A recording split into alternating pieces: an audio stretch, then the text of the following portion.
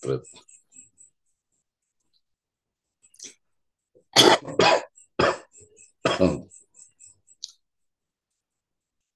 Baik, mudah-mudahan suara saya terdengar agak sedikit batuk ini. Ya, sekali lagi terima kasih untuk semua yang sudah hadir. Ada Surya Dinata, ada Agus Nasrullah, ada Nurul Aini, ada Agung Satria, ada Muhammad Ansori, ada Ismail Laila, Lisdayanti Ifamut Lisda, Wisnu Tanzil Mubarak, terima kasih Muhammad Arfin, Muhammad Liman, dan Muhammad Farhan Fadilah. Terima kasih ya. Izin saya mulai ya. Nanti seperti biasa nanti materi dari saya dulu ya. Setelah itu nanti baru akan ada diskusi, ngobrol dan lain sebagainya. Oke ya. Baik, kita mulai.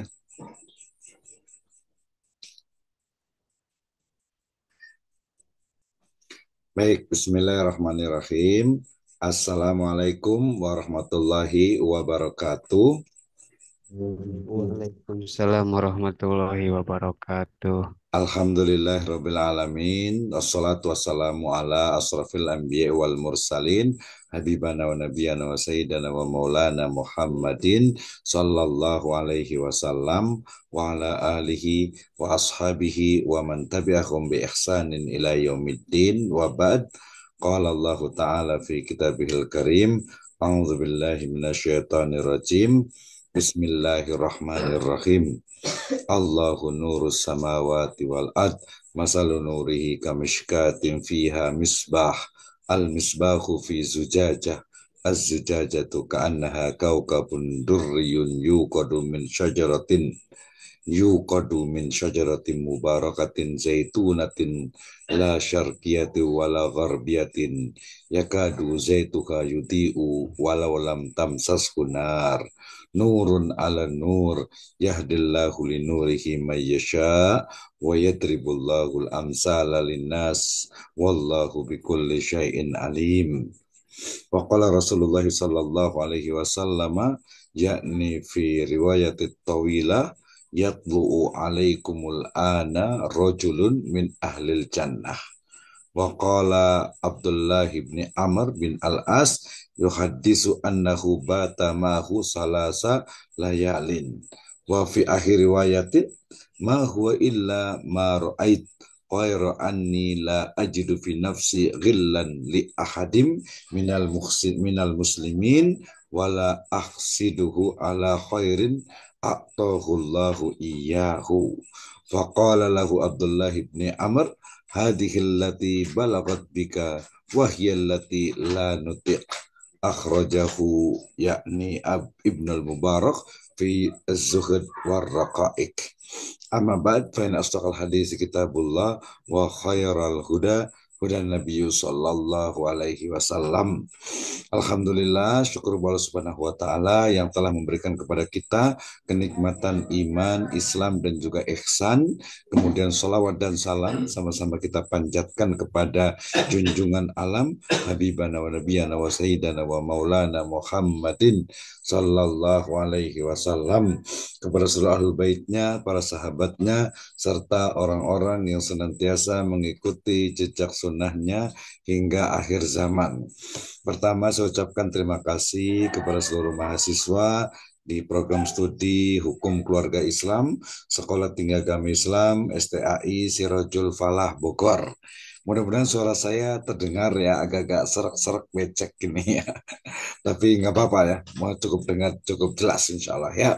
Baik, mata kuliah yang diamanahkan kepada saya di program studi ekonomi syariah dan juga program studi hukum keluarga Islam ini adalah terkait dengan mata kuliah untuk filsafat umum dan juga ilmu ya. Nah ini sebenarnya topiknya sangat berat gitu ya, sangat menantang, challenging gitu ya. Tapi kita akan pelajari lebih santai, apalagi waktunya itu malam gitu ya. Jadi kita lebih apa ya, mungkin lebih lebih simple lah ya, lebih kita ngobrol, diskusi dan sebagainya. Karena arahan dari Pak Ketua juga untuk kelas online, apalagi ini yang baru ini kita lebih banyak ke diskusi, ngobrol dan lain sebagainya. Ya, nanti kalau untuk challenge, kemudian juga untuk learning experience, nanti kita akan diskusikan bersama.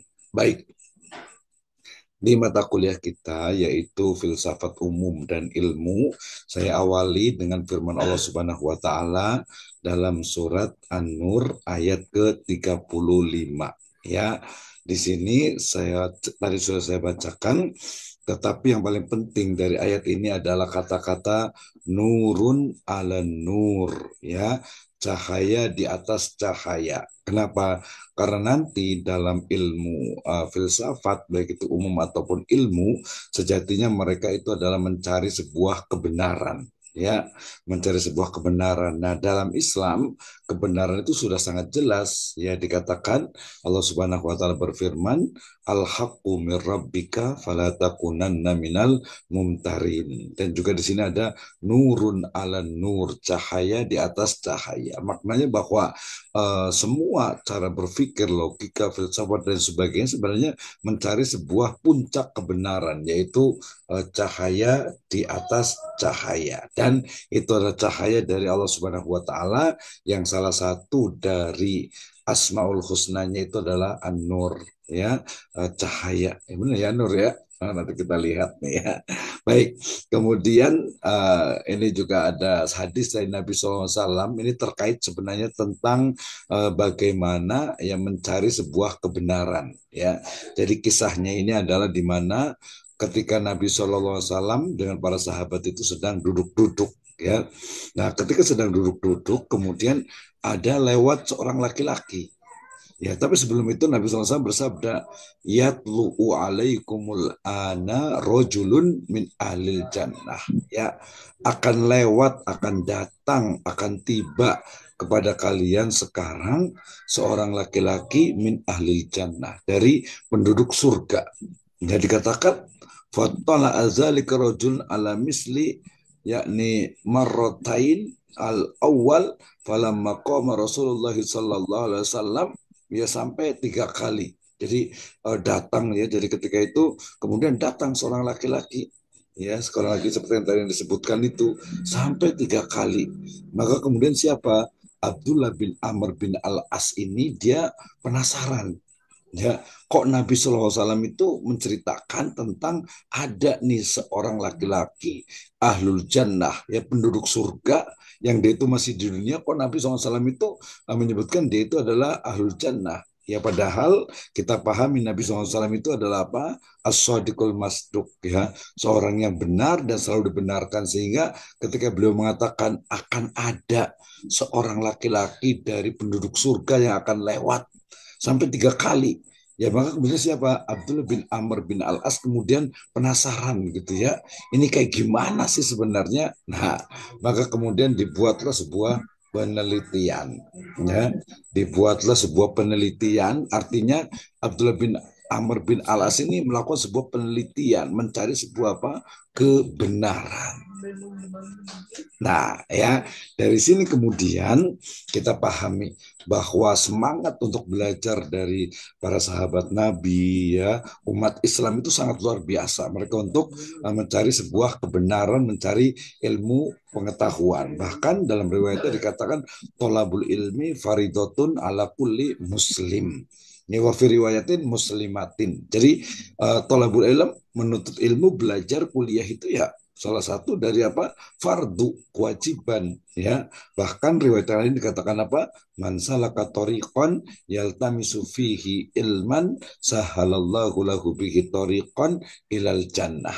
Ya kan? Siapa saja yang menempuh jalan untuk ya tolabul ilm, ya maka akan dimudahkan jalannya itu ke surga. Nah, maka ini motivasi bagi kita nih ya, terutama mahasiswa di program studi Hukum Keluarga Islam. Nah, kebetulan saya S1-nya juga di HKI, Hukum Keluarga Islam gitu ya. Dulu namanya itu Akhwalus Syakhsiyah.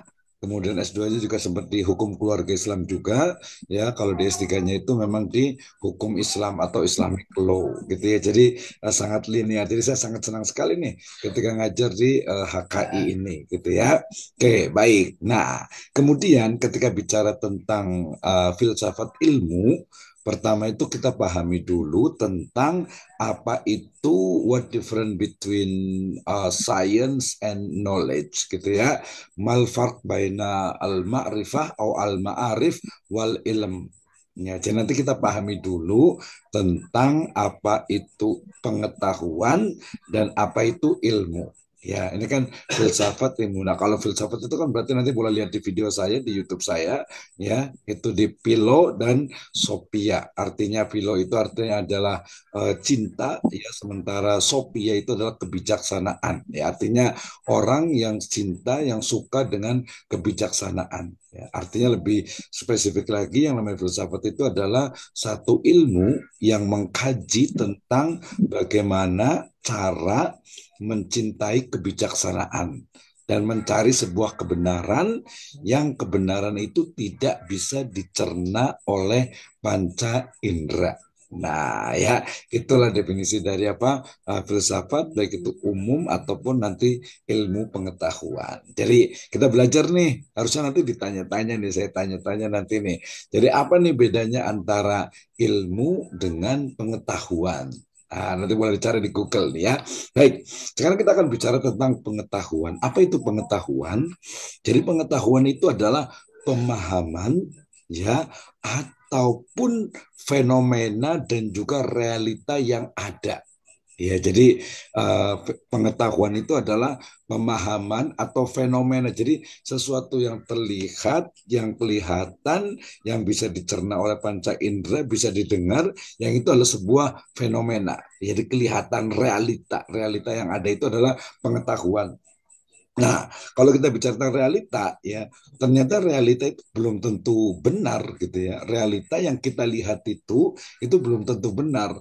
Kalau di kelas misalnya, mahasiswa itu kelihatannya kok semangat banget dia belajar ya, kuliah gitu ya. Tapi kok pas lihat itu tatapannya itu kosong gitu ya. Nah, jangan-jangan cuma jasadnya doang yang ada di kelas ya, sementara ruhnya itu kemana-mana gitu ya. Nah, itu realitas yang tidak sebenarnya gitu ya. Kemudian yang paling kelihatan kalau dari sisi sains itu adalah misalnya laut.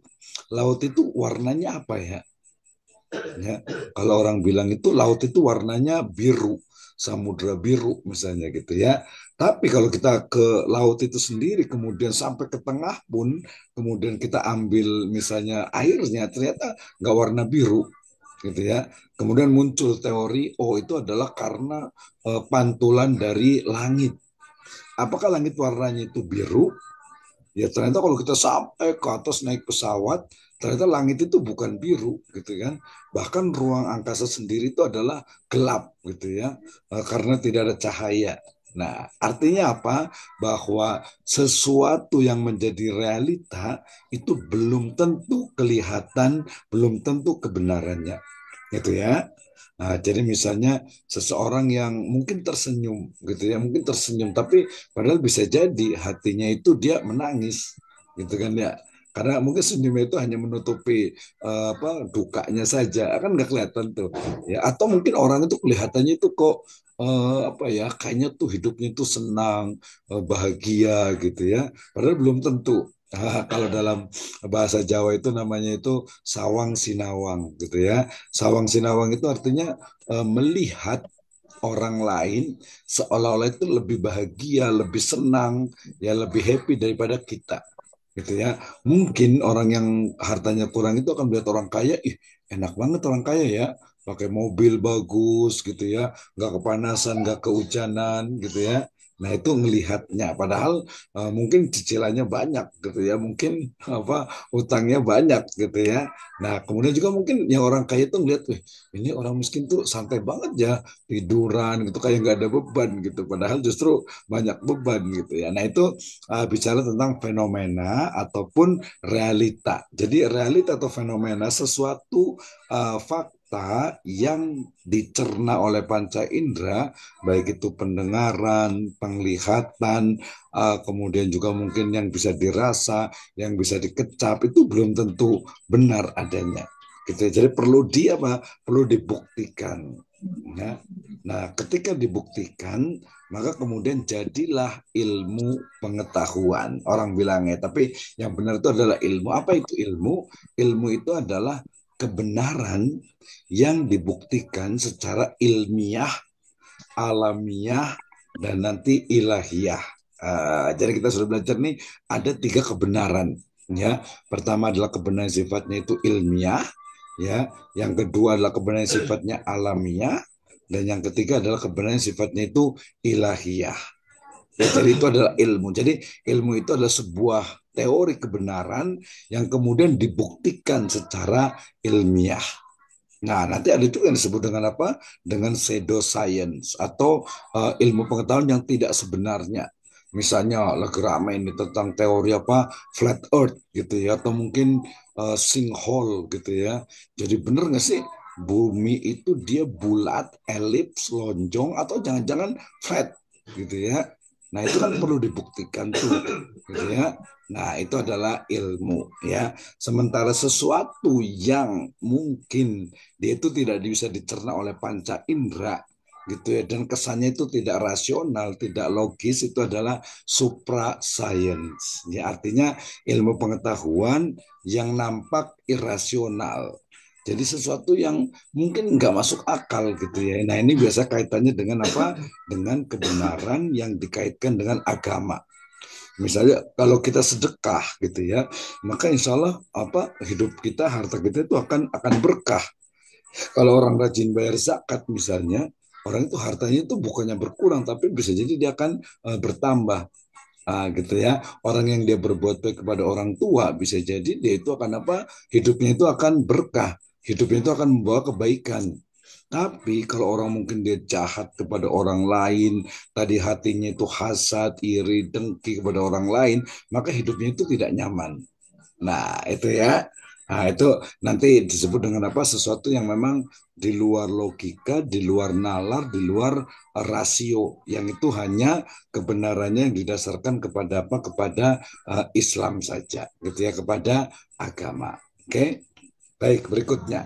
Ya, jadi ketika ditanya apa sih yang dimaksud dengan filsafat ilmu? Ya, filsafat ilmu itu adalah cabang dari filsafat yang mempelajari, mempertanyakan secara sistematis mengenai hakikat dari ilmu pengetahuan, ya, yang kaitannya sifatnya itu biasanya filosofis, kemudian fundamental, terdapat ilmu untuk mencapai pengetahuan yang ilmiah, ya. For example, misalnya ini ya, jadi ketika kita bicara ini kelihatan nggak ya? Oke, saya pegang ini, saya pegang permen nih. Ini ketika ditanya, ini warnanya apa gitu ya. Nah, pasti yang mengatakan, oh ini warnanya hijau gitu ya. Ini warnanya hijau muda. Pertanyaannya, apakah hijau muda ini adalah real, betul-betul ada, atau ini adalah sebuah batasan dari penglihatan kita? Ya, batasan dari penglihatan kita gitu ya. Nah, misalnya apa? Misalnya kalau warna hijau ini kemudian kita letakkan di bawah mikroskop gitu ya, maka warna hijaunya itu akan hilang. Kemana warna hijaunya? Ya ada pada batasan dari indera penglihatan kita, yaitu warna hijau itu sendiri. Nah ya, oke, berarti apa? Ilmu yang terkait dengan bagaimana sebenarnya masalah-masalah yang sifatnya itu mendasar itu dipertanyakan. Oke. Nah, menurut A. Cornelius Benjamin dikatakan bahwa filsafat ilmu, nanti sebutnya itu dengan istilah epistemologi Islam, itu adalah cabang pengetahuan yang merupakan telaah sistematis mengenai ilmu. Nah, kalau kita ini nanti namanya itu ilmu hukum keluarga Islam, HKI, maka ditanya tuh dasarnya itu apa? Ya, basicnya itu apa? Gitu kan ya. Nah, itu maka harus dipelajari mulai dari sistematika dari ilmunya, metode-metodenya, kemudian konsep-konsepnya, ya. Kemudian juga dari sisi bagaimana hipotesisnya, kerangka umumnya, cabang-cabangnya dan seterusnya. Oh, pokoknya panjang lah ya dari pengetahuan ini. Nanti boleh dibaca lagi. Tapi intinya ini yang terakhir. Jadi apa filsafat ilmu adalah telaah kefilsafatan yang ingin menjawab pertanyaan mengenai hakikat ilmu dari segi ontologis, epistemologis, dan juga aksiologis. Nah, ya, ini yang dipelajari. Oke, baik. Fungsinya apa? Ketika ditanya apa sih manfaat dari belajar ini, ya belajar mata kuliah kita ini, ya maka jawabannya adalah pertama, ya itu apa? Kaitannya dengan apa dan bagaimana suatu konsep dan pernyataan dapat disebut sebagai ilmiah. Jadi yang namanya benar itu, kebenaran itu seperti apa sih? Gitu ya. Nah, itu yang pertama. Kemudian yang kedua yaitu bagaimana konsep tersebut itu dilahirkan. Jadi sebuah kebenaran. Jadi kita bicara tentang ini, tentang ilmu pengetahuan. Misalnya biologi, psikologi, kemudian ada lagi antropologi, ada science, ya ada ilmu-ilmu sosial. Nah itu dibahas dalam pembahasan kita ini. Kalau ini masuknya itu ke hukum keluarga, kalau ilmu hukum nanti masuk ke humaniora, ya karena bicara tentang manusia, gitu ya. Nah, kemudian yang keempat yaitu memperkirakan, ya serta memanfaatkan alam melalui teknologi. Ya, demikian juga untuk menentukan validitas dari sebuah informasi. Ya, apalagi di era sekarang nih ya, di era media sosial ini jadi berlaku tuh di surat Al-Hujurat. Ya, a'udzubillahi minasyaitonirrajim. Bismillahirrahmanirrahim. Ya ayyuhalladzina amanu inja akum fasikum binabaim fatabayyanu, ya ya wahai orang-orang yang beriman, jika datang kepadamu seorang fasik dengan membawa sebuah berita, maka tabayun, maka cek, periksa, recheck, periksa kembali, triple check, ya. Kenapa? Karena belum tentu benar. Jadi kalau kita ada status orang, ada orang yang posting, ada orang yang mungkin menge-share, membagikan, itu dilihat dulu benar atau tidak. Ya, jadi jangan asal istilahnya itu kemudian kita reaktif, tidak boleh seperti itu. Harus diperiksa dulu, ya. Diperiksa dulu istilahnya itu benar atau tidak. Ya, berita itu benar atau tidak. Itu ya. Oke, kemudian juga untuk formulasi dan penggunaan metode ilmiah. Ya, nah ini sangat penting nih. Jadi nanti kita akan belajar salah satunya, kan kita belajar itu di filsafat itu pertama adalah ontologi, yang kedua adalah epistemologi, kemudian yang keempat adalah aksiologi, dan yang terakhir itu adalah metodologi. Gitu ya. Jadi epistemologi ini sudah masuk itu ke epistemologi. Jadi epistemologi itu adalah filsafat ilmu di mana mempertanyakan tentang pertama adalah sumber ilmu pengetahuan. Itu yang pertama, ya, sumber ilmu pengetahuan. Yang kedua adalah standar atau ukuran kebenaran atau cara untuk mendapatkan kebenaran. Dari mana sih kita menyatakan bahwa ini tuh benar? Gitu kan ya? Kan harus ada beritanya, harus ada pertanggungjawabannya. Benar tidak nih? Misalnya kalau kita ingin tahu, misalnya benar tidak Hajar Aswad itu ada di Ka'bah di kota Mekah di Saudi Arabia. Nah, maka ya kita tinggal buktikan saja, kita datang ke sana melihat ternyata betul ada, benar berarti ya. Oke, yang kedua ada berita nih misalnya katanya di Masjidil Aqsa itu katanya ada apa? ada apa? Ada batu yang menggantung katanya. Jadi batu yang tidak nempel ke kemana ke istilahnya itu ke tanah gitu ya. Nah kita buktikan harusnya benar atau tidak nih.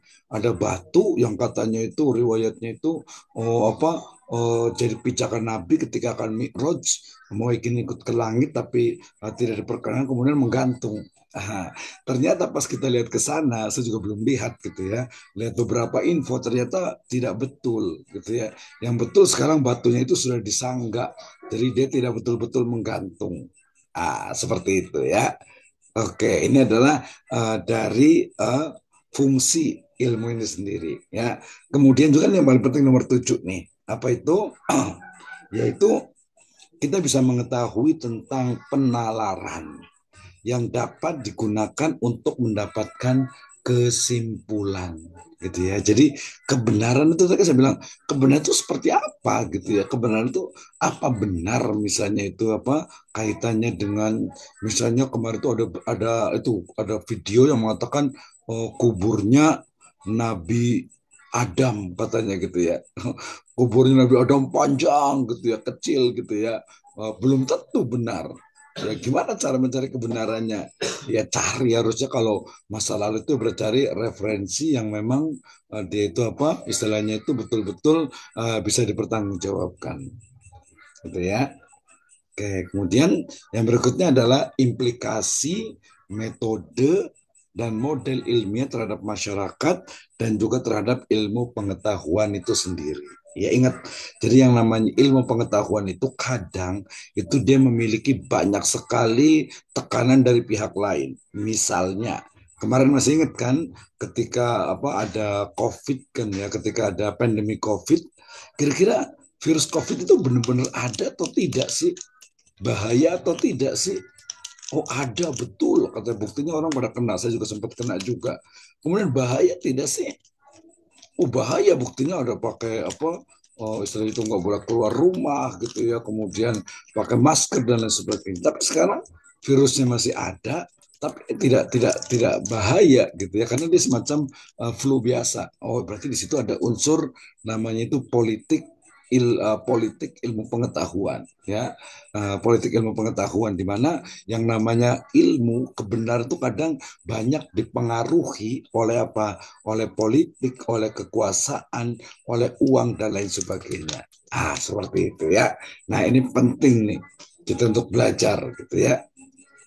Oke kita lanjut ya. Jadi ini adalah fungsi dari ilmu pengetahuan. yang berikutnya yang berikutnya adalah terkait dengan objek ya. Jadi tadi kalau ditanya nih yang dibahas apa sih dalam objek atau dalam filsafat ilmu itu ya, maka tadi saya sebutkan itu ada tiga ya. Yang pertama adalah ontologis, yang kedua adalah epistemologis, dan yang ketiga adalah aksiologis ya.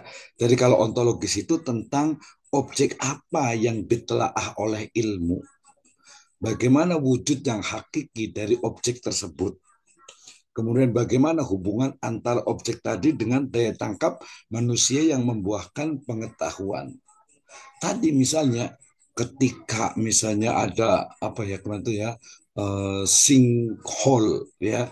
Sinkhole itu adalah tiba-tiba bumi itu dia apa ya istilahnya itu ngejeblos ke dalam. Kemarin kan yang belum lama kan yang di Malaysia itu kan ya, yang turis India lagi jalan di trotoar tiba-tiba kemudian masuk ke dalam gitu kan ya, tiba-tiba kok amblas gitu ke bawah gitu ya. Nah itu kena got atau apa gitu ya. Kemudian di Bali kemarin itu juga dia bahkan hampir 30 meter tuh itu ke bawahnya itu amblas ke bawah.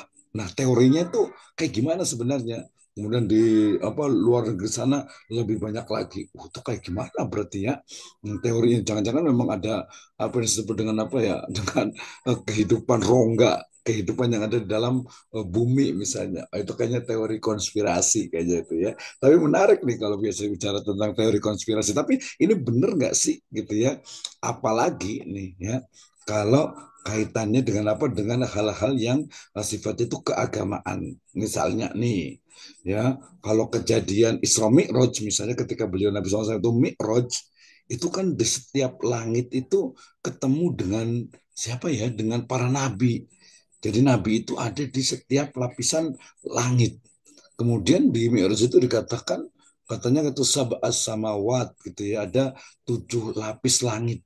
Jadi 7 lapis langit itu apakah memang kayak kue lapis gitu ya? Jadi artinya itu langit pertama, baru nanti langit kedua, langit ketiga gitu ya. Padahal kalau kita belajar misalnya apa ya, belajar tentang astronomi misalnya, fisika juga, misalnya kita akan menemukan oh ternyata matahari atau bumi itu ya bulat, matahari juga bulat revolusi dengan rotasi, kemudian matahari itu sendiri adalah pusat tata surya, sementara tata surya itu sendiri itu juga dia mengitari apa galaksi, ya nanti ada super galaksi gitu, sehingga ini berarti ujungnya itu di mana, langit pertama itu mana, langit ketujuh itu mana gitu kan ya. Nah itu memang perkara yang sifatnya itu apa, goib gitu ya. Nah kebenarannya tadi sifatnya adalah kebenaran apa yang disebut dengan apa, ilahiyah, ya bukan perkara yang sifatnya itu sains. Jadi nggak semua. Jadi nanti tidak semua masalah agama itu bisa dirasionalkan, dia bisa dilogikakan, tidak semuanya gitu ya. Tapi ada beberapa bagian yang memang bisa. Nah, gitu ya. Oke, jadi itu ontologi itu. Jadi ontologi itu membahas tentang keberadaan, ya keberadaan, misalnya ilmu tentang psikologi misalnya gitu ya. Nah termasuk lagi ini ilmu hukum keluarga Islam, ilmu hukum Islam. Jadi ilmu hukum Islam itu objeknya itu apa ya, ilmu hukum Islam itu nanti kita akan belajar ya. Kalau teman-teman di ekonomi syariah, berarti ilmu ekonomi syariah itu objeknya apa yang dibahas ya.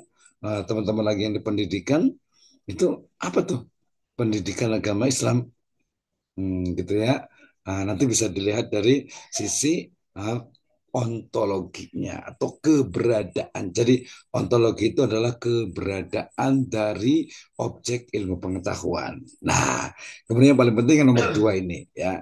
Yang nomor dua itu adalah epistemologis. Apa itu epistemologis? Yaitu bagaimana proses memungkinkan ditimbanya pengetahuan yang berupa ilmu. Jadi bagaimana ilmu itu didapatkan.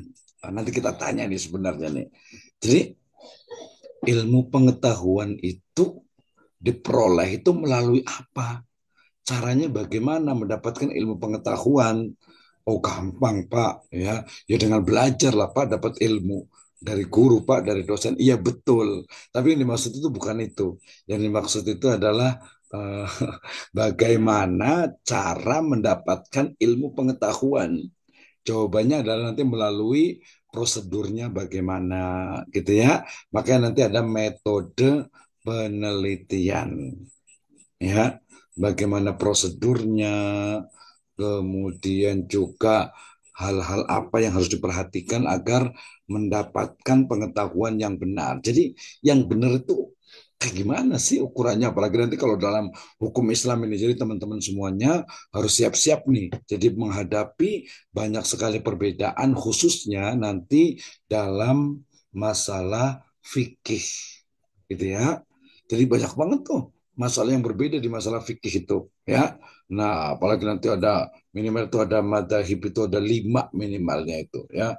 Ada Hanafi, ada Syafi'i, ada Maliki, ya. Kemudian ada lagi Hambali, gitu ya. Nah, minimal itu 5 itu pelajaran kita. Jadi kalau menurut saya HKI ini hukum keluarga itu challenging ya, sangat menantang dan biasanya sih orang juga tahu sih kalau yang masuk ke HKI itu biasanya orang-orang yang suka baca, pinter gitu ya, suka ini aja lah belajar gitu ya. Karena memang beda kalau pendidikan yang ngajar, tapi kalau ini tuh di fikih, di hukum Islam itu betul-betul sangat ya menantang kalau menurut saya gitu ya.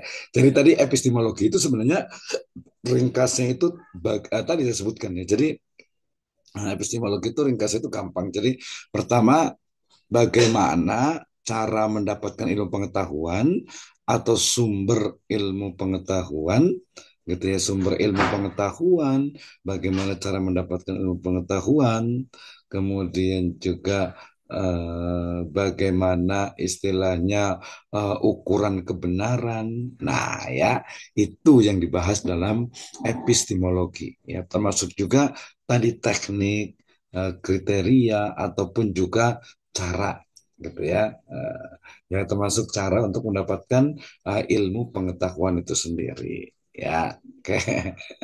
Kemudian yang terakhir adalah landasan aksiologis. Ya, aksi,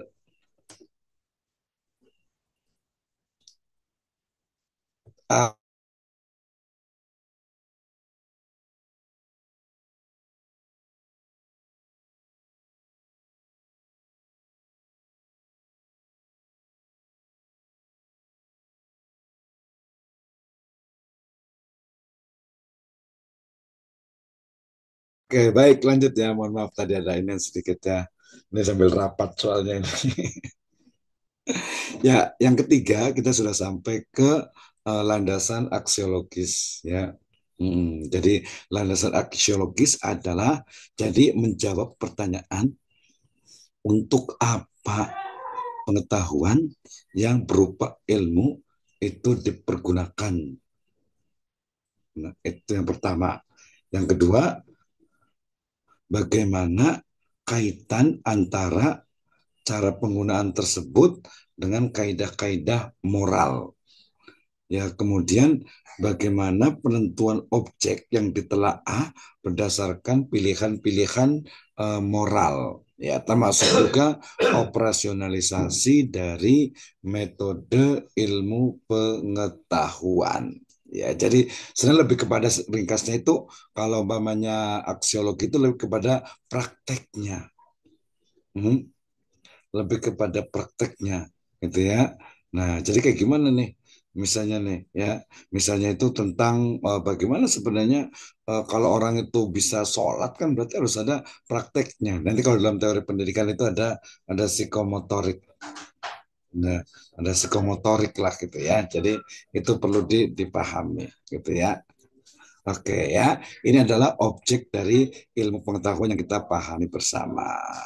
Nah, kemudian berikutnya adalah yang dibahas itu apa? Ini yang dibahas nih lihat ya, ya. Yang dilihat itu pertama itu adalah hakikat ilmu itu sendiri ya. Yang kedua adalah tujuan dari ilmu pengetahuan. Kemudian yang ketiga metode dari ilmu pengetahuan ya. Kemudian bagian-bagian dari ilmu, kemudian jangkauan dari ilmu pengetahuan, kemudian hubungan ilmu dengan masalah kehidupan yang lain seperti nilai, value, etika, moral, dan juga kesejahteraan manusia. Ini yang dibahas nih. Ya, jadi sangat-sangat teoritis. Mungkin orang nggak biasa agak ini kali ya. Tapi nanti ada diskusi nanti. Saya tanya-tanya gantian ya. Oke, berikutnya. Ya, berikutnya adalah terkait dengan apa yang ke-10. Oh, ini ke-10 ya. Oke, ini ya. Jadi kalau ditanya tentang kelewat. Oh, ini kelewat ya. Jadi nanti ketika ditanya ya tentang ilmu pengetahuan, kemudian maka apa? Maka yang dikaji itu sebenarnya mulai dari sesuatu tadi yang nampak seperti sebuah kebenaran, gitu ya. Padahal belum tentu ya. Jadi itu disebut dengan apa? Hipotesis. Hipotesis ya. Jadi data aktual belum cukup untuk membuktikan tesis. Tesis itu kebenaran sementara, gitu ya. Kebenaran sementara. Ya. Kemudian yang kedua adalah tesis atau teori, yaitu data yang dihimpun berdasarkan hipotesis telah cukup dan berhasil memvalidasi dan membuktikan tesis. Ya, yang berikutnya ada dalil, yaitu tesis atau teori mencakup generalisasi atau kesimpulan umum. Dan yang terakhir itu adalah hukum. Ya, oke. Teori dapat memastikan hukum sebab akibat serta ya, serba tetap di mana saja. Itu artinya hukum artinya sudah menjadi ilmu pengetahuan yang murni. Itu jadi gelap banget ya saya ininya. Oke, nggak apa-apa. Terakhir. Nah, ini bahan diskusi kita. Ya nanti kalau memang itu boleh pakai tulisan, boleh pakai ini juga. Jadi bahan diskusi kita pertama terkait dengan filsafat, ilmu gitu ya. Nah, terkait dengan itu berarti terkait pertama itu mulai dari makna, ya, kemudian juga sejarah, kemudian juga karakter, kemudian hakikat, kemudian why, kenapa, kemudian manfaat, dan juga contoh. Oke ya, sampai di sini kita kasih kesempatan nanti untuk yang mau bertanya ya. Oke, kita ambil bareng-bareng dengan yang ini selesai ini ya. Oke, saya berikan waktu untuk yang mau bertanya, silahkan open mic-nya. Kemudian nanti kita bisa diskusi bersama. Ya, nanti kalau nggak ada pertanyaan, nanti kira saya mau tanya nih. Ini udah selesai, saya selesaikan ini dulu ya, sebentar. Oke, silakan. Terima kasih yang udah open kameranya. Ada Nuri Sintia ya.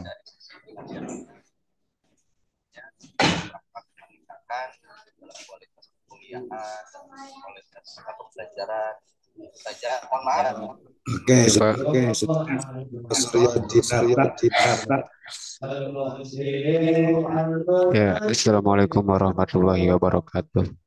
Ya, Silakan. mengenai filsafat ilmu ya, Pak ya. Mm-mm. Mm-mm. Ada sebahagian pendapat yang berpendapat bahwa ilmu itu tidak bisa didefinisikan atau ilmu itu tidak bisa di apa namanya? Ya, didefinisikan. Apakah ilmu itu sangat luas? Apakah ilmu itu sangat banyak gitu, saking banyaknya jadi tidak bisa didefinisikan gitu Pak. Apakah apakah menurut Bapak itu kenyataan apa hanya hanya ilmiah saja gitu. Apa bisa dibuktikan dengan ilmiah hal seperti itu Pak?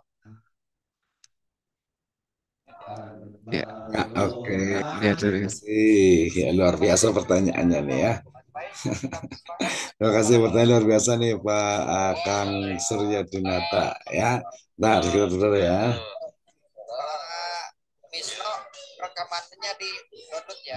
Siap, di siapa yang rekam tadi ya? Bukan di saya rekamannya, ini di HKI ini lagi ngirim. Nanti boleh kirim. Nanti saya siap siap sebentar sebentar ya, sebentar, sebentar. Oke, siap. Hatur nuhun semuanya. Semangat, sukses selalu Kang Samsul. Ya, baik terima kasih untuk Kang Surya Dinata. Mohon maaf nih ya. Jadi ada keganggu dikit ini. Jadi tadi menarik nih ya. Tadi saya sebutkan bahwa yang namanya ilmu pengetahuan disebut dengan ilmu itu dia melalui proses gitu ya. Prosesnya adalah mulai dari sesuatu yang disebut ya. Nah, ya, jadi dia dengan apa hipotesis gitu ya. Ya, siap siap. Oke ya. Waalaikumsalam. Dan matikan dulu. Ah, oke, menarik. Mohon maaf nih. Ya, sedikit terganggu nih ya. Gak apa-apa lah ya, kita ngobrol. Baik, tadi ini Kang Surya. Jadi, yang namanya ilmu pengetahuan, itu kan dia bukan ujuk-ujuk langsung ada, tetapi melalui proses. Apa yang dimaksud dengan ilmu, maka tadi ada perbedaan antara ilmu dengan pengetahuan atau pengetahuan dengan ilmu. Mulai dari elemen yang paling kecil, itu namanya itu datum. Ya, datum itu adalah sebuah fakta. Ya, datum itu adalah fakta.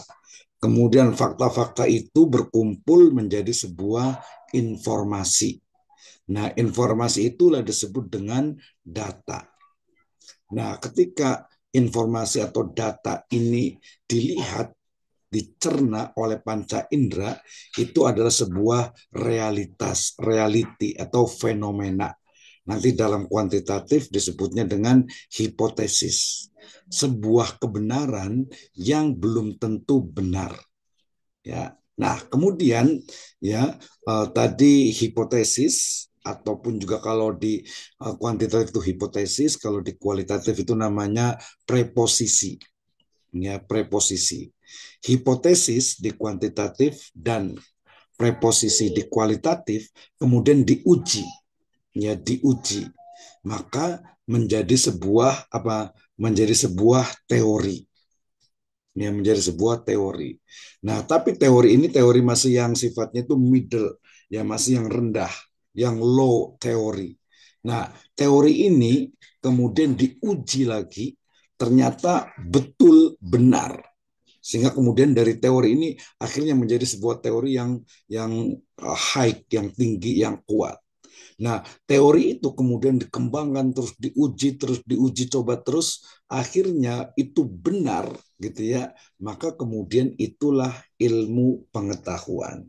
For example, misalnya manusia itu adalah zon politikon gitu ya. Manusia itu adalah makhluk sosial. Buktinya apa? Buktinya manusia itu dia nggak bisa hidup sendiri. Dia membutuhkan orang lain. Itu teori tentang ilmu.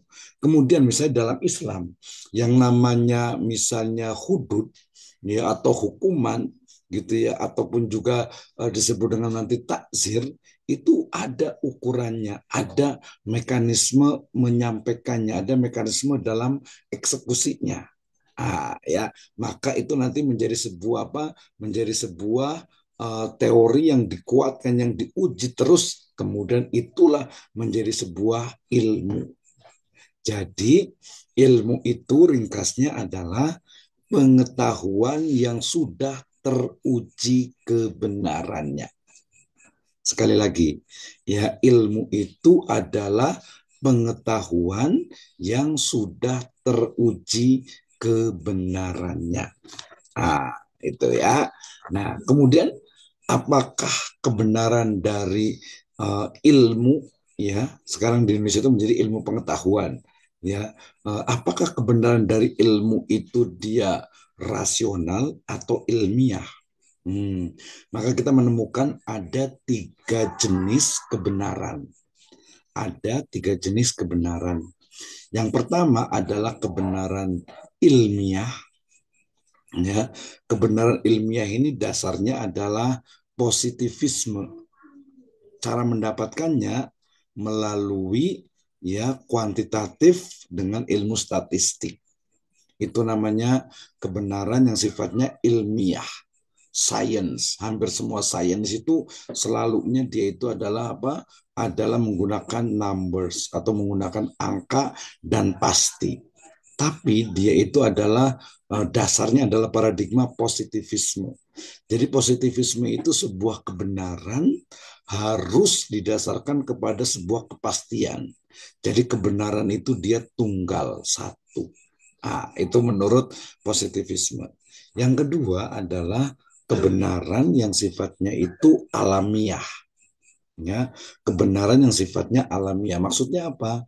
Jadi kebenaran itu yang sesuai dengan kenyataannya, yang ada, yang fakta, yang betul-betul memang tidak bisa dibantah. Nah, kebenaran alamiah ini itu adalah sebuah kebenaran yang cara mendapatkannya itu melalui ya pendekatan kualitatif, dengan dasar dari paradigmanya adalah post-positivisme. Post-positivisme itu menunjukkan atau menjelaskan bahwa kebenaran itu bukan hanya satu, ya, tetapi kebenaran itu multi dengan berbagai pendekatan dan juga perspektifnya masing-masing, ya, masing-masing. Nah, jadi ini biasanya kalau ilmiah itu terkait dengan science. Science di sini itu adalah ya kita sebut saja ilmu-ilmu eksak, ya, itu yang ilmiah. Sementara kalau yang alamiah itu lebih kepada ilmu humaniora, ilmu-ilmu sosial, gitu ya, ilmu-ilmu sosial. Kenapa sih orang itu pada mau kuliah gitu ya, pada mau belajar lagi, apalagi malam-malam gitu ya, pada belajar gitu ya. Oh ternyata banyak nih motivasinya banyak. Kalau di kuantitatif, di positivisme, dia akan hitung berapa sih motivasi kuatnya untuk belajar gitu ya. Nah, kalau namanya kualitatif tidak. Dia lihat dari sisi, oh ternyata motivasi masing-masing orang itu berbeda. Ada yang mungkin ingin dapat gelar sarjana, kalau di HK ini sarjana hukum gitu ya. Ada juga pengen yang istilahnya itu biar dapat cari kerjaan gitu ya. Atau mungkin biar dapat ilmu pengetahuan nih ikhlas nih insya Allah gitu ya. Ada juga yang mungkin kayaknya disuruh orang tua nih teman ikut-ikutan teman dan sebagainya.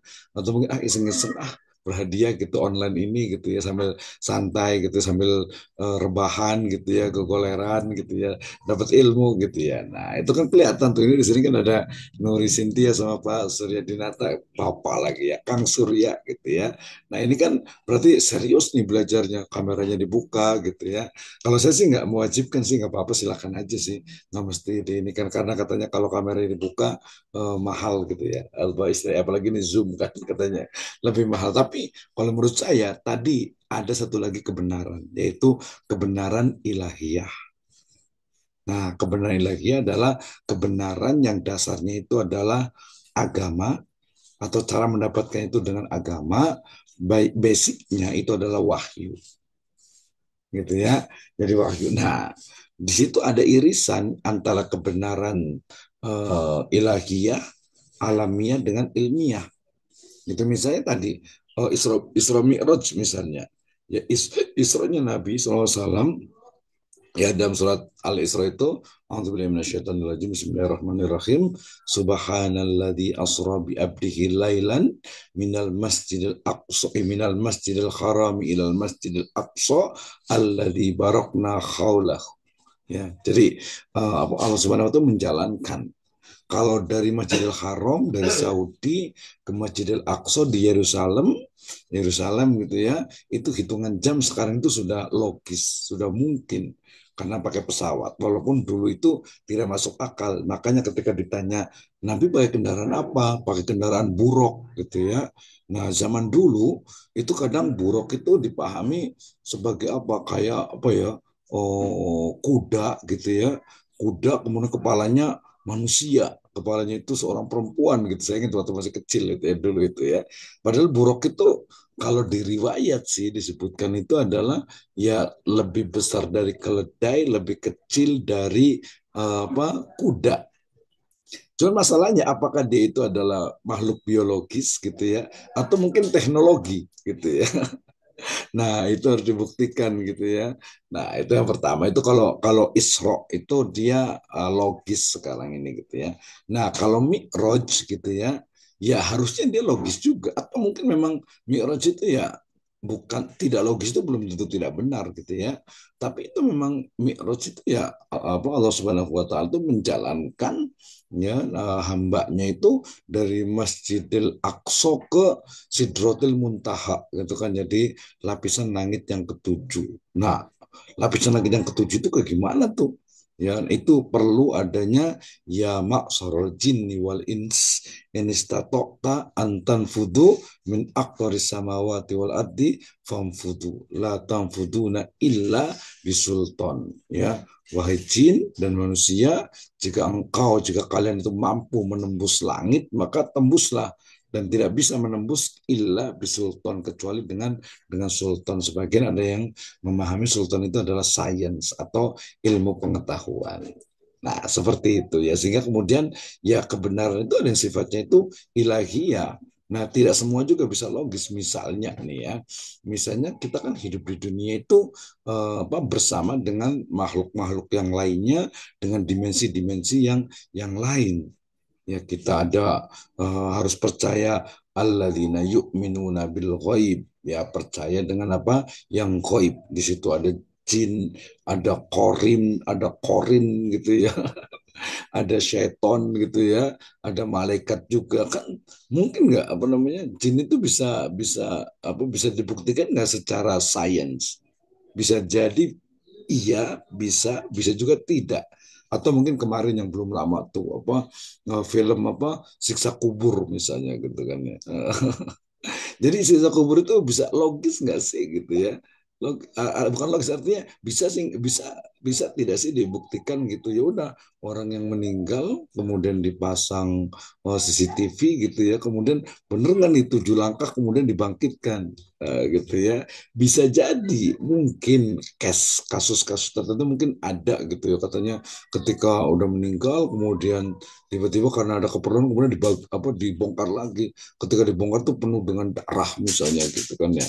Nah itu kan berarti oh ada bener, tapi apakah alam barzah di situ? Ya belum tentu juga gitu. Itu perlu, kalau agama itu perlu adanya dalil ya, perlu adanya argumentasi. Nanti nih di HKI tenang ke depan itu kita akan bicara banyak tentang dalil, tentang hukum, ya masodirul ahkam, adilatul ahkam, mulai dari ijma, kemudian kias, kemudian istislah, kemudian istishab, kemudian nanti ada istihsan, kemudian syar'u man qablana, kemudian qaulus sahabi, kemudian al-uraf, kemudian saddu zari'ah.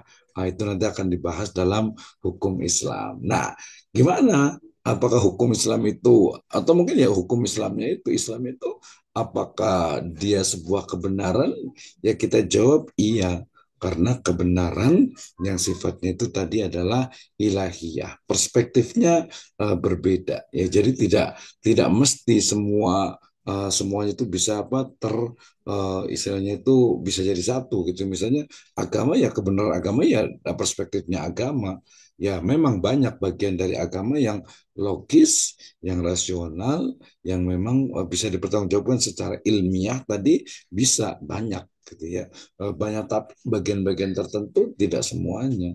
Ya tidak semuanya itu dibuktikan. Ya bisa dibuktikan secara ilmiah. Jadi jawabannya adalah bahwa ilmu pengetahuan, lebih tepatnya ilmu, mestinya itu memang sebuah kebenaran yang kita bisa buktikan.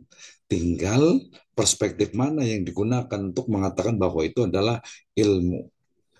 Misalnya nih, kalau di kelas itu saya selalu ngasih contohnya itu simple gitu ya. Saya ngasih contohnya itu simple. Misalnya ini nih ya, ini tuh anggap saja ini pulpen, ini anggap saja paku gitu ya. Harus ada contoh pakunya nih ya. Nah ini paku gitu ya. Kemudian paku ini mungkin tidak dia masuk ke dalam apa? Oh, nggak kelihatan ya. Mungkin tidak, paku ini dia tuh masuk ke dalam badan saya, ke dalam tubuh saya tanpa melalui lubang dan tidak ada bekas lubangnya. Mungkin tidak. Ya, ya jawabannya secara rasional tidak mungkin. Makanya orang-orang Mu'tazilah mengatakan ya nggak bisa. Jadi benda padat ini, materi ini, anggap saja ini paku, kemudian dia itu nggak mungkin bisa masuk ke perut manusia tanpa melalui lubang, ya, tanpa melalui mulut dan lain sebagainya. Tapi faktanya bahwa ya ilmu santet gitu ya, teluh dan lain sebagainya, buktinya ada. Orang itu ketika disantet ternyata keluar itu muntah atau dari mana saja itu keluar paku gitu ya, keluar paku, kadang ada silet dan sebagainya gitu. Syukur nggak ada paku, semen, pasir, sekali yang jual bangunan gitu ya. Gitu ya. Tapi itu ternyata itu fakta ada gitu ya. Ya, fakta ternyata memang ada betul gitu ya, bahwa bisa seperti itu. Nah, itu kan dia nggak logis, nggak rasional, tapi faktanya itu ada gitu ya. Atau mungkin nggak. Ini yang saya biasanya kalau di kelas itu, kalau offline itu biasa agak-agak sedikit ini. Percaya nggak sih kalau orang yang misalnya itu sudah meninggal gitu ya, kemudian dia itu bisa pulang ke rumah gitu, gitu. Atau pernah nggak ada orang itu tiba-tiba ketemu sama orang lain padahal orang itu sudah meninggal, gitu kan ya. Nah itu bukan bukan mimpi gitu, bukan mimpi, dan kayak bener-bener ada gitu, kayak bener-bener ada gitu. Nah kira-kira kayak gimana tuh, benar atau tidak. Nah, itu bicara tentang kebenaran. Sehingga kalau filsafat ilmu itu sebenarnya lebih mengarah kepada yang benar itu yang seperti apa, yang benar itu seperti apa, gitu ya. Nah, nanti kalau dalam hukum Islam itu nanti jawabannya itu biasanya itu ada dua. Jawaban yang sifatnya itu tekstual, nanti jawabannya adalah melalui alat namanya usul fikih. Ada yang kedua itu sifatnya itu rasional dengan hati. Itu namanya nanti kita akan dapatkan makos itu syariah. ya maksud dan tujuan dari syariah. Seperti itu. Contoh paling mudahnya begini. Ya, ketika ditanya, ini yang perempuan ada berapa orang ya? Ketika perempuan ditanya misalnya, kenapa seorang muslimah wajib pakai jilbab, gitu kan ya? Nah, maka jawaban pertama itu adalah jawaban usul fikih. Ya, jawaban usul fikih adalah berarti, oh ada di surat Al-Ahzab 59. Ya ayuhan nabiyyu kulli azwajika wa banatika wa nisa'il mu'minin yudnina alaihinna min jalabibihin. Atau mungkin di surat An-Nur yang dikatakan kul lil mu'minati yaghdudna min abasarihinna wa yakhfatna furujahun wa la yubdina zinatahunna illa ma dhahara minha wal yadrib bi khumurihinna ala juyubihin. Nah, itu adalah apa? Itu adalah jawaban usul fikih. Nanti ada hadisnya tentang Asma binti Abu Bakar, kemudian nanti ada fatwa, ada ijma'nya, ada sadu dariahnya, ada nanti istihsannya, mungkin ya ada qaulu sahabinya. Nah, itu adalah jawaban usul fikih. Tapi yang kedua, ketika ditanya kenapa memakai jilbab seorang muslimah, jawabannya kalau perspektifnya maqasidus syariah, maka dikatakan bahwa dengan memakai jilbab itu tadi ayu rofna fala yu'zauna au fala ya'zaina itu ya. Jadi ada unsur-unsur yang memang itu harus dijaga, harus ditutupi. Kenapa? Agar terlihat yaitu adalah dikenal sebagai muslimah. Yang kedua itu agar misalnya itu dia tidak diganggu dan lain sebagainya ya. Sama juga sholat ya, ketarikan jilbab nih sholat, ketika ditanya nih kenapa anda itu sholat gitu kan ya. Nah ketika ditanya, saya harus nanya nih gantian ini ya, siapa yang mau ditanya nih, kenapa anda itu sholat gitu kan. Nah, jawabannya biasanya apa nih kalau Kang Surya kalau ditanya apa nih, kenapa anda sholat gitu, jawabannya apa kira-kira. Karena kebutuhan, Pak. Wih luar biasa dia. Kebutuhan apa. Kebutuhan lahiriah, batiniah kali ya, Pak ya. Tahu dari Kebutuhan mana. batiniah. Tahu dari mana itu, dari mana itu. Ya, jadi gini Pak, teorinya gini, kalau misalkan kewajiban dijadikan hanya kewajiban, itu akan memberatkan kita gitu loh, Pak. Karena sebuah sebuah sebuah kewajiban itu akan terasa berat jika itu menjadi kewajiban. Tapi Mm-mm. ketika kewajiban itu menjadi kebutuhan, seperti kita butuh makan, butuh minum, itu terasa terasa ringan gitu loh, Pak. Nah, jadi makanya ketika ada yang menanyakan bahwa apa kenapa sholat, untuk apa sholat, jadi untuk kebutuhan gitu Pak, karena kita butuh juga, butuh butuh kepada Allah, butuh pertolongan Allah juga gitu ya Pak. Ya mungkin itu jatuhnya kemana tuh Pak, ke ilahiyah apa Ya, oke, terima kasih. ya gitu Pak. Tapi harus ada buktinya juga tuh. Iya. Kalau itu adalah kebutuhan. Tadi kan kebutuhan untuk minta tolong. Kalau kebutuhan minta tolong kan idza sta'anta fasta'in billah. Ya udah berdoa aja, gitu kan ya. Kemudian ketika kita butuh Allah ya berarti aja beribadah gitu kan ya. Bukan dia nggak spesifik ke sholat gitu kan ya. Nah berarti kalau ditanya kenapa sholat, tadi jawaban dari usul fikih ya memang itu adalah inna sholata kanat al mu'minina kitabam mauquta, memang sudah diwajibkan. Jadi nggak bisa juga bilang ya emang itu kewajiban. Jawaban dari usul fikih, perspektifnya usul fikih bahwa sholat itu adalah kewajiban. Ya bahkan dia itu kan al farqu bainana wa bainahum as-shalah wa man tarakaha faqad kafaro. Gitu kan ya. Jadi ya sholat itu memang sebuah kewajiban gitu. Tapi kemudian ada perspektif yang lainnya bahwa oh ternyata adanya sholat itu ada tujuannya. Nah, coba saya mau tanya nih, gantian nih ke siapa nih? Tujuan sholat itu apa sih? Yang ada nasnya, yang ada buktinya. Jadi ketika berbicara, balik kalau nanti masalah agama ya, ini betul-betul perlu ada argumentasinya. Coba ketika ditanya, kenapa kita itu harus sholat? Tadi jawaban usul fikihnya adalah kewajiban, betul. Ya, nanti nambah lagi ya ke kebutuhan Betul juga gitu. Tapi bertanya, kenapa kita sholat? Jawabannya apa nih kira-kira nih Kang Surya atau yang lainnya nih? Kang Surya dulu juga boleh nih, yang semangat nih. Jawabannya apa coba? Kenapa kita sholat? Jadi jawabannya jangan. Mungkin untuk mensyukuri nikmat kali ya Pak ya. Kalau misalkan bukan dari usul fikih, tapi ini mah dari isi hati aja Pak. Nah, Itu tapi kan kalau mensyukur itu la in syakartum la azidanakum. rajin dan nakum Syukuri ya wala nikmatku ingkapartum ya. waskuruli. Artinya syukur itu ya syukru ya qalb wa nutqu bil lisan wal a'mal bil arkan. Syukur Ya, itu ya pertama itu keyakinan dalam hati. Yang kedua itu dengan lisan alhamdulillah wa syukurillah. Itu syukur kemudian menggunakan dengan anggota badan. Sebenarnya benar tapi terlalu general gitu. Jadi bersyukur itu tidak hanya sholat gitu ya, tapi ibadah-ibadah yang ini bahkan lebih tepatnya itu harusnya ya ucapan alhamdulillah wa syukurillah. Oh gantian kali gitu. Apalagi kira-kira nih syukur nih. Kita lagi ke Nuri nih kayaknya nih. Apa jawabannya kira-kira? Silakan. ya kan Nuri, Nuri. Kewajiban Halo Pak, halo Pak, halo Pak. Agung Satria Pak. Ya silakan aku. Mungkin saya kalau salah boleh di masih belajar nih Pak. Mungkin untuk fungsi sholat menurut kesehatan ya Pak ya, rasionalnya. Ini kalau di jurnal Fakultas Kedokteran Universitas Gajah Mada Pak, Mhm. kita sholat itu bisa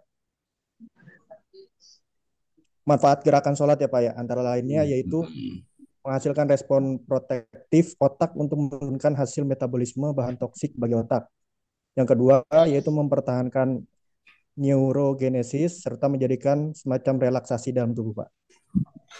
Kemudian sholat itu juga bisa memunculkan hormon endorfin, Pak, dan memunculkan kesehatan yang sangat tinggi sekali, ujar Dr. Rudiansyah, Pak. Terima kasih. Oke, terima kasih. Tadi kalau Nuri jawabannya apa ya? Selain kewajiban, apa coba ke Nuri dulu, balik lagi. Selain kewajiban, kan tadi kewajiban udah jelas kita sebutkan. Apa selain kewajiban, gitu kan? Kewajiban dan kebutuhan itu udah jawab. Jadi jawabannya itu nggak hanya satu, gitu, nggak hanya satu. Apa coba? Oke, Mendekatkan diri gitu Pak. iya betul. Nanti yang level paling tinggi itu memang takorrub ya. Takorrub ilallah azza wa jalla. Betul. Tadi yang aku Satria jawab betul juga, tapi dari perspektif ilmu kesehatan. Tapi dia itu adalah interpretasi.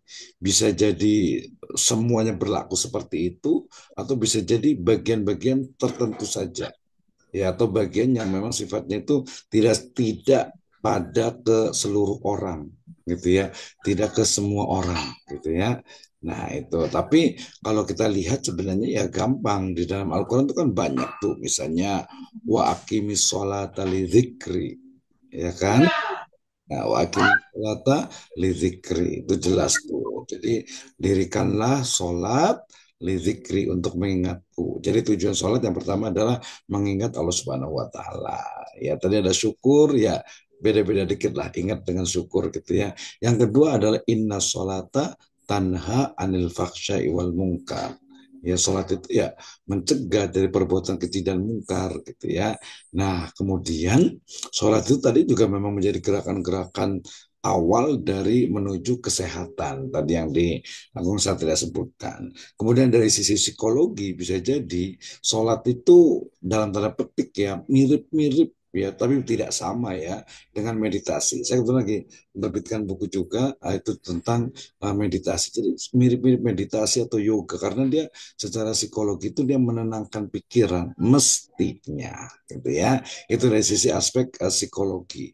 Kemudian dari sisi mungkin aspek anatomi misalnya, kita bisa menyebutkan bahwa ketika gerakan-gerakan sholat itu selaras dengan apa? Dengan anatomi dari manusia yang disebut dengan apa? Ahsani takwim atau the great proportion. Nah, makanya ketika kemarin ada film yang apa, yang lagi sholat kemudian ngebalik ke belakang gitu kan ya, oh itu kan Itu dia nggak sesuai, sholat itu nggak sesuai dengan anatomi ya, pasti rusak lah ya, pasti sakit, hancur dan sebagainya, karena ya sholat itu sebenarnya sesuai dengan anatomi, nggak mungkin. Makanya nanti kalau dalam fikihnya itu macam-macam, ada yang biasanya angkat tangan ketika takbiratul ihram Allahu Akbar gitu kan ya, ada yang segini, ada yang segini, ada yang segini, ada yang segini. Nah, itu adalah masalah fikih ya. Jadi saya harapkan nanti di mahasiswa di Prodi HK ini betul-betul rajin baca, pahami, banyak baca buku, banyak tadi baca jurnal sebagainya, sehingga kita lebih terbuka, kita lebih open mindset, kita tahu oh ini masalah fikih gitu ya, udahlah biarin aja lah gitu ya. Yang kalau masalah usul ya kita diskusikan secara ilmiah gitu ya. Nah ini orang-orang HK itu harus betul-betul ini apa nih, jembar manah kali bahasanya itu ya. Jadi hati itu harus open mindset, kemudian terbuka dan tidak langsung menjudge gitu. Apalagi tadi masalah-masalah fikih ya. Fikih itu adalah al ilmu bil ahkam syar'iyatil amaliyah al muktasabu min adillatiha tafsiliyah. Ya, atau mungkin lebih simpelnya adalah tafhimul mujtahidin ala nusus. Jadi ilmu fikih itu ilmu tentang interpretasi atau pemahaman seorang mujtahid, itu fikih. Makanya nanti kita mengenal dari dalam hukum Islam itu, pertama ada syariah, yang kedua ada fikih, yang ketiga ada konun. Nah, ya, nanti yang dipelajari itu ya di hukum keluarga Islam lebih sangat spesifik sebenarnya, sangat spesifik dan keilmuannya itu sangat jelas. Tapi memang tidak semua orang itu suka dengan apa berpikir dan lain sebagainya. Ya apalagi nanti di misalnya itu di apa filsafat hukum Islam misalnya gitu ya. Tadi pertanyaannya kenapa sih dalam Islam itu kesannya kan yang ekstrim-ekstrim gitu ya. Jadi ketika orang mencuri kenapa harus dipotong sih tangannya? Ketika orang membunuh itu harus dibunuh sih. Ternyata enggak, tidak seperti itu langsung, ada prosesnya gitu ya. Ada prosesnya dan memang misalnya itu kutiba alaikumul kisos gitu ya. Diwajibkan atas, kenapa? Karena walakum fil kisosi hayatu ya ulil albab gitu ya. Nah itu kan dia ada prosesnya. Makanya ini yang perlu dipahami. Kalau nyerempet-nyerempet ke ekonomi biasanya kenapa riba itu haram gitu kan ya. Kenapa riba itu haram? Jawabannya tadi dua. Jawaban usul fikihnya jelas karena wa ahallallahu al-bai' wa harrama riba, atau wadharu ma baqiya minar riba in kuntum mu'minin fa illam taf'alu fa'danu biharbi minallahi wa rasulih. Kemudian di hadisnya, misalnya anak Rasulullah Sallallahu Alaihi Wasallam akila riba wa mukilahu wa katibahu wa syahidaihi wa qalahum sawa. Itu jawaban usul fikihnya. Ya jelas haram gitu ya. Tapi ada jawaban perspektif makosid atau logikanya. Logikanya adalah, makosidnya adalah bahwa ketika riba itu berlaku di masyarakat, maka yang terjadi itu adalah kezaliman, kemudian ketimpangan, kemudian kapitalisme yang merajalela, atau mungkin liberalisme ekonomi, ya di mana yang kaya makin kaya, yang miskin makin miskin. Orang lagi butuh untuk syukuran, untuk mungkin ada yang kecelakaan keluarganya, ini langsung dikenakan bunga atau riba. Gitu ya. Jadi selalunya dalam hukum Islam ini jawabannya itu ada dua. Pertama perspektif usul fikih, yang itu adalah teks qot'i, ya tekstual lah kita sebut saja. Yang kedua adalah maqasid yang sifatnya itu kontekstual, ya yang memang mungkin tidak sebutkan nasnya secara qot'i. Ya, terutama nanti hal-hal baru yang mungkin belum ditemukan hukumnya ya yang seperti ada di zaman dulu. Seperti itu kan sekarang banyak sekali nih ya, banyak sekali. Baik, terima kasih ya. Tadi kita terkait dengan apa? Dengan pengetahuan, kebenaran dan lain sebagainya ya. Sekarang ada yang mau nanya lagi silahkan. Ya Pak. Hmm. Assalamualaikum Pak. Saya dengan Agung lagi Pak. Silakan. Izin bertanya Bapak Ya, silakan. Pamisno. Ya, saya mau bertanya mengenai ini Pak, teori yang mungkin sekarang tersebar itu teori konspirasi mengenai lubang hitam Pak atau black hole. Oh, black hole ya. Ya, Mm-mm. Kan lubang hitam itu pertama kali dicetuskan pada abad ke-18, Pak. Kalau nggak salah itu sama John Michell dan Pierre Simon Laplace, Pak ya. Kemudian pada tahun 1916-an itu kemudian dicetuskan lagi oleh Karl Schwarzschild, Pak. Kan teori relativitas Albert Einstein, Pak. Nah, saya mau menanyakan teori konspirasi mengenai black hole ini, bagaimana menurut perspektif Islam sendiri itu, Pak? Terima kasih, Pak. Oke, terima kasih ya. Sebenarnya kalau di mata kuliah kita ini sebenarnya nanti akan ada mata kuliah khusus ya lebih spesifik yaitu tentang metodologi studi Islam sebenarnya itu ya. Tapi nggak apa-apa ya kita jawab. Jadi pertama begini.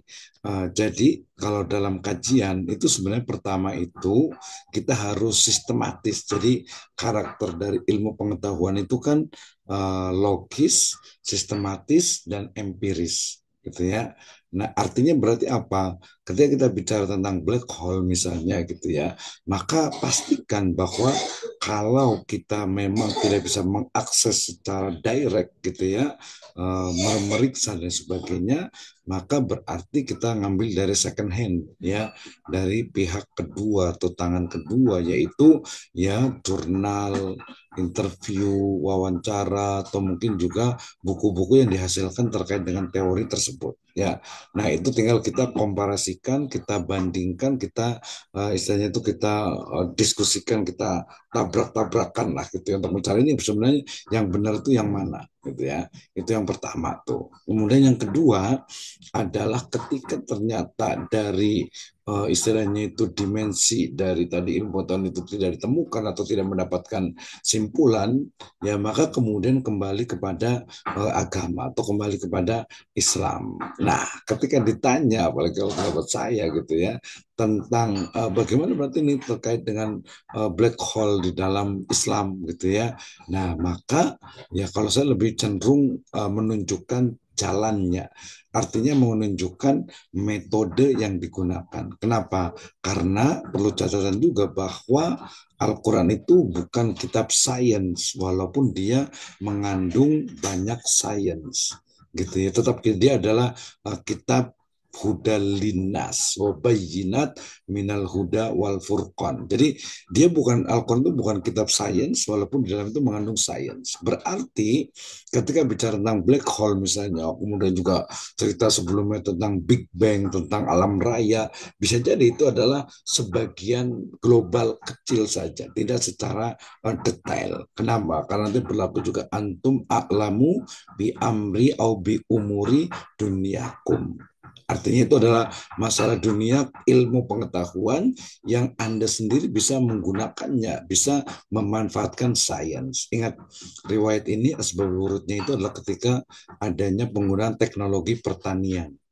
Gitu ya, teknologi pertanian. Maka kemudian jalan untuk membuktikan bahwa black hole itu ada atau tidak, apakah itu konspirasi atau bukan, maka pertama itu adalah pertama itu dilihat dari sisi istilahnya itu apakah ada teks wahyunya gitu ya, itu yang pertama.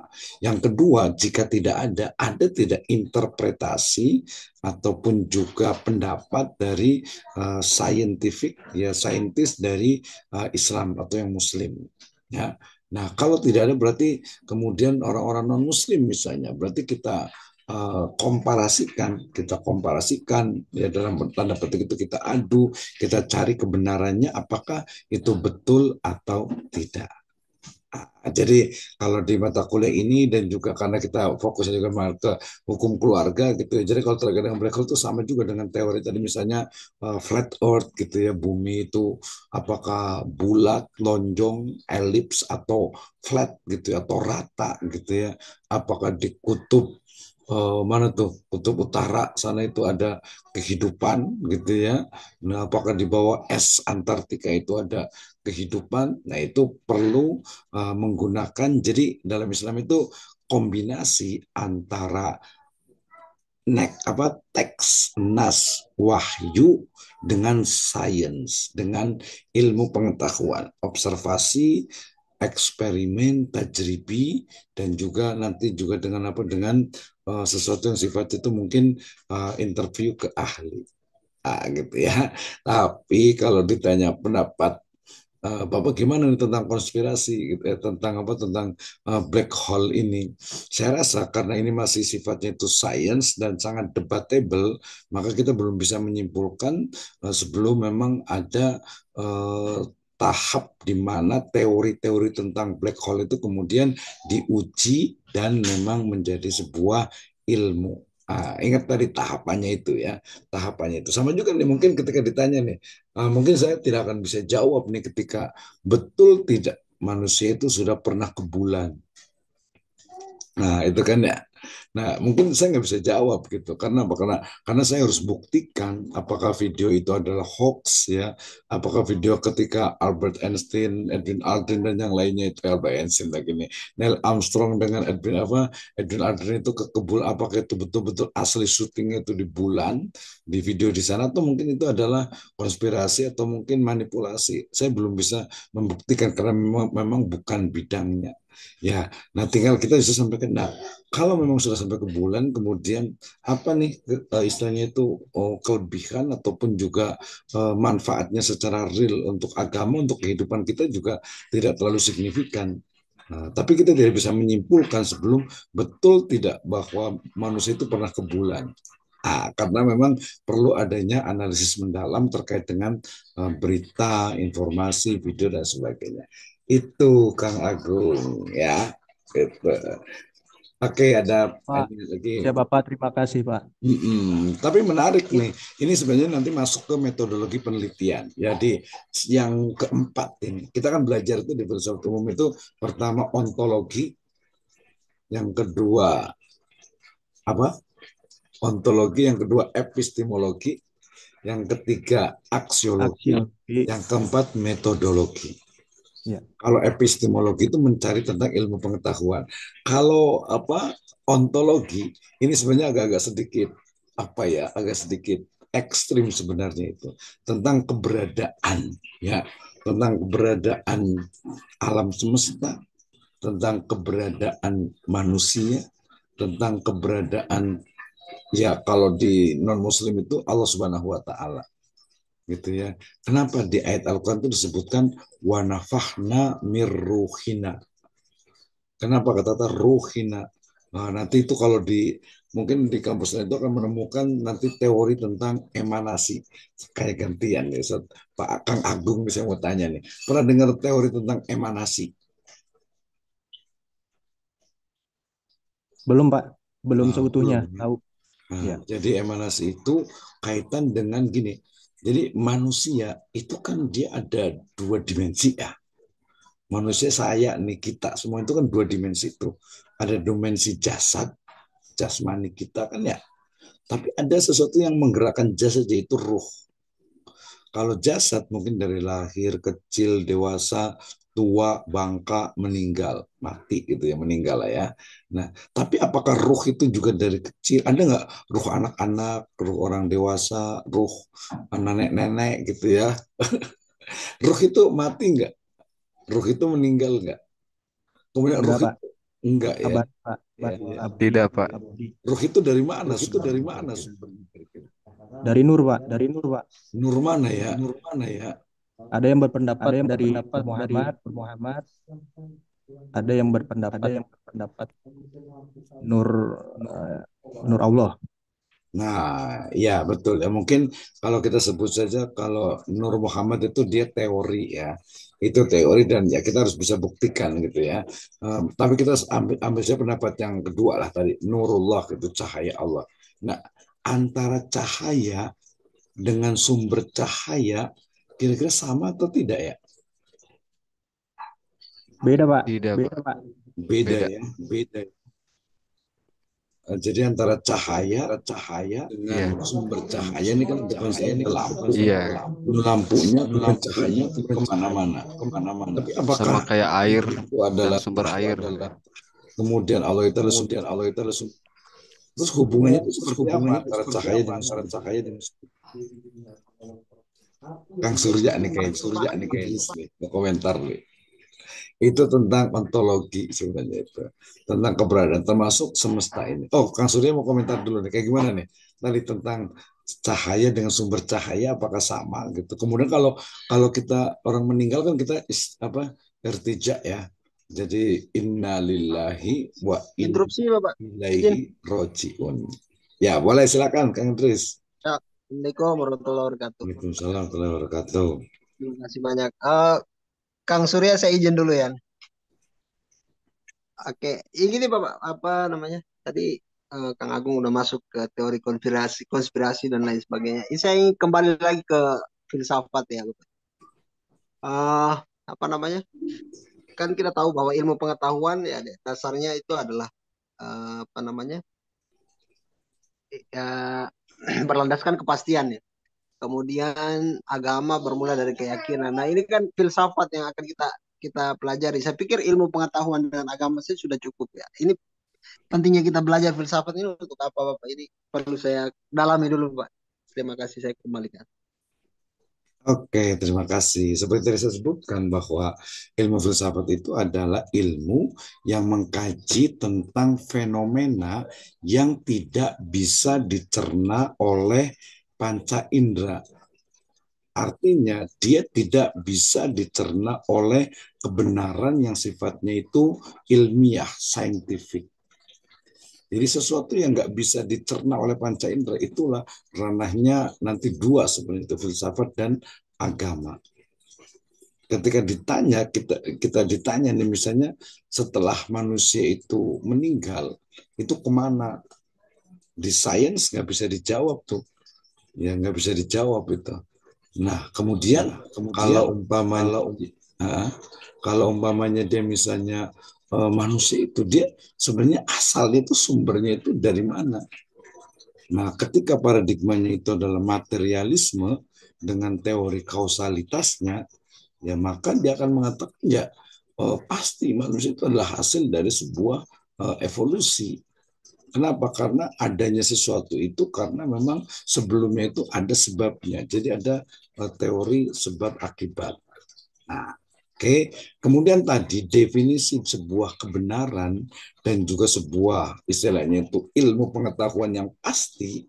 Nah, itu juga perlu direvisi karena kepastian kebenaran tunggal itu adalah paradigmanya positivisme di mana sebuah kebenaran itu dianggap sesuatu yang pasti dan yang pasti itu pasti pakai angka. Air itu mendidih ketika dia itu 100 derajat Celcius. Udara itu panas kalau di Bogor ini kalau mencapai misalnya 30 derajat Celcius. Itu ilmiah saintifik ya.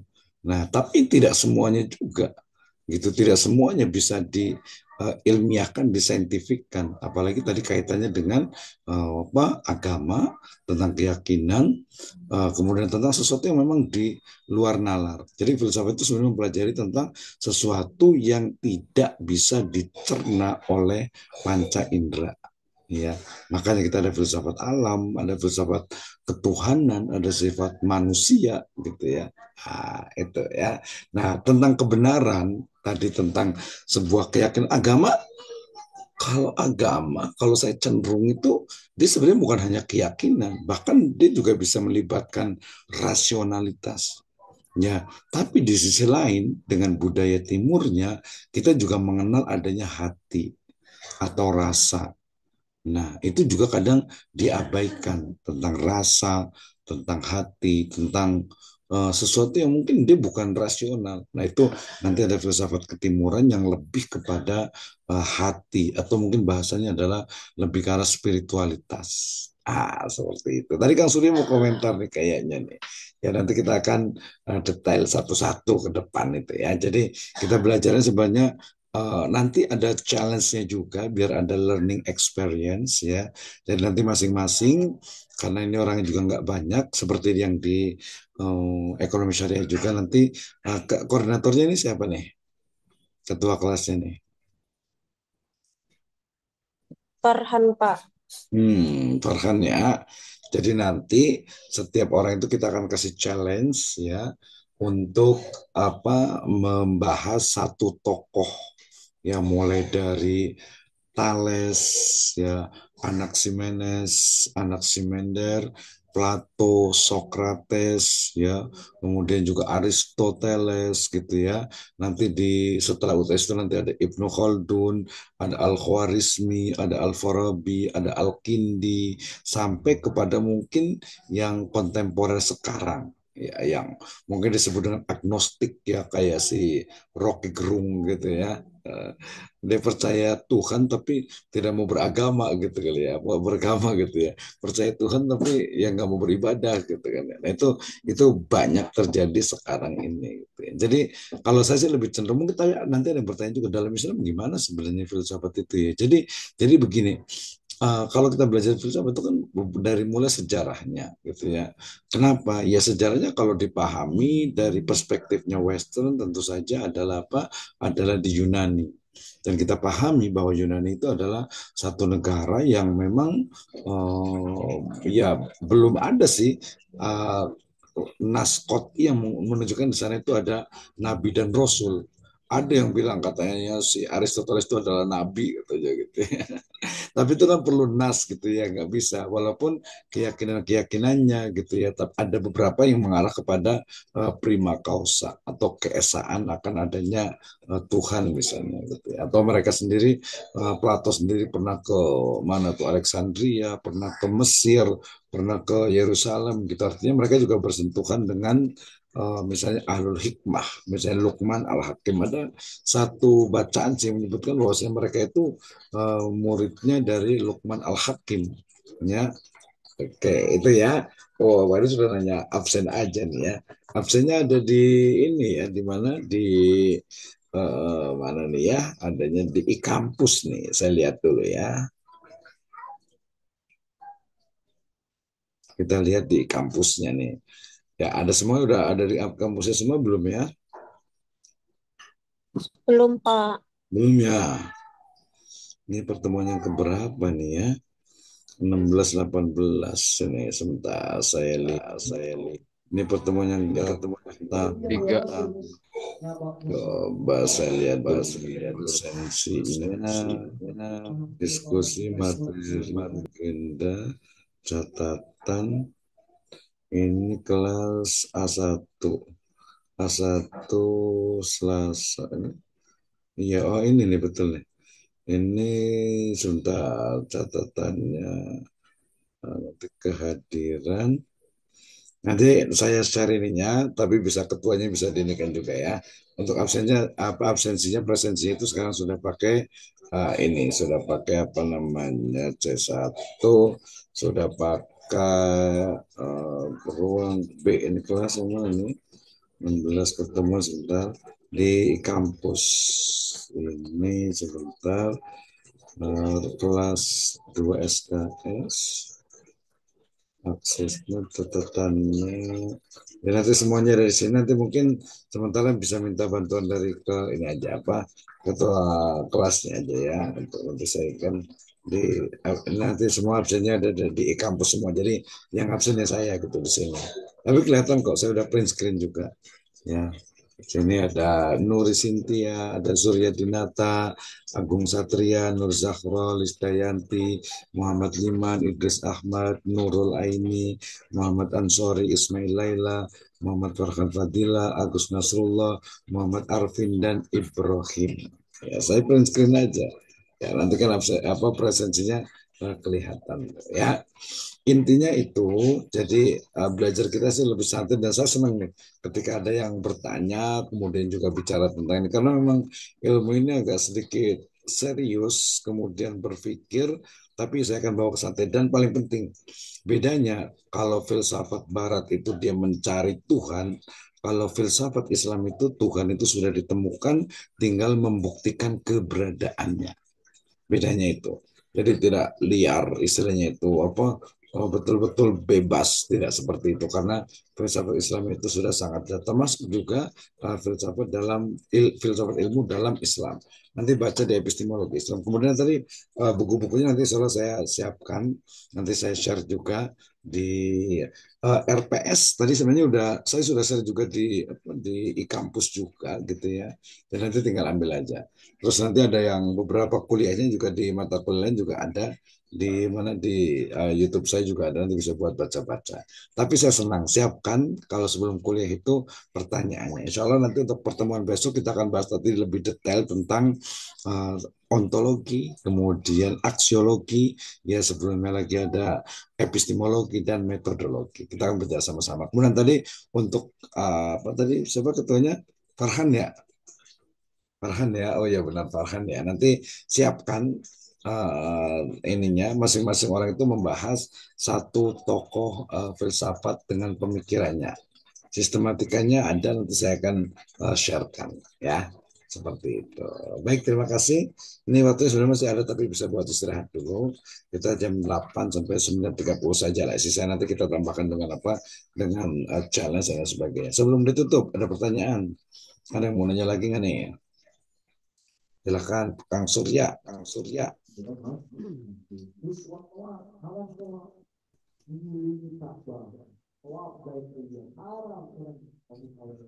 Iya, silakan. Iya, silakan. Iya, iya Pak. Assalamualaikum warahmatullahi wabarakatuh. Waalaikumsalam. Waalaikumsalam. Ya, jadi kalau misalkan ini tentang landasan aksiologi ya Pak. Aksiologi kan itu yang menjawab pertanyaan untuk apa, terus untuk apa gunanya ilmu gitu kan, untuk apa gunanya pendidikan. Nah, itu itu terkadang suka apa namanya ya, suka suka ada pertanyaan-pertanyaan seperti itu dari kalangan-kalangan lain lah gitu kan, dari individu-individu lain. Untuk apa sih gunanya ilmu? Gitu. Untuk apa sih gunanya pengetahuan? Kadang ada sih ya hal-hal yang seperti itu ditanyakan. Padahal kan banyak manfaatnya, banyak juga kegunaannya jika jika kita jika kita memahaminya gitu. Nah, jadi yang jadi pertanyaannya, apakah apakah hal seperti itu bisa bisa kita jadikan apa namanya ya? Bisa kita jadikan hmm, apa? Bisa kita apa?